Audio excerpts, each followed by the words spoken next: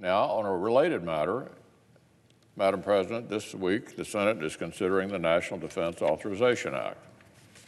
The current situation with Iran is a stark reminder of our urgent responsibility to ensure our military remains equipped and ready to deter threats and defeat potential challenges to our security.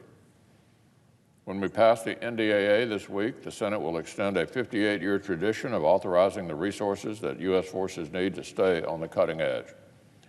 And I hope we'll do so with wide bipartisan support. This year's NDAA directs $750 billion to fund the priorities of the Department of Defense, from the Navy's fleet strength to missile defense capabilities.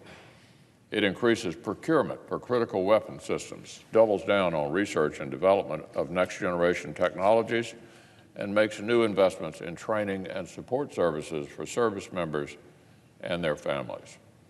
In short, this is legislation that sends a clear signal to our men and women in uniform and to the rest of the world. Here's what it says. The U.S. takes today's challenges seriously. We take our commitments seriously, and we take our defense seriously. So, especially in light of current events, I was incredulous to hear the Democratic leader call yesterday to postpone moving forward with the NDAA. Apparently, some of our Democratic friends need to go hit the presidential campaign trail. They can't be here because they got to go campaign. But not one day, but two, this week. They're too busy to stay in the Senate and authorize the resources that our all-volunteer armed forces rely on.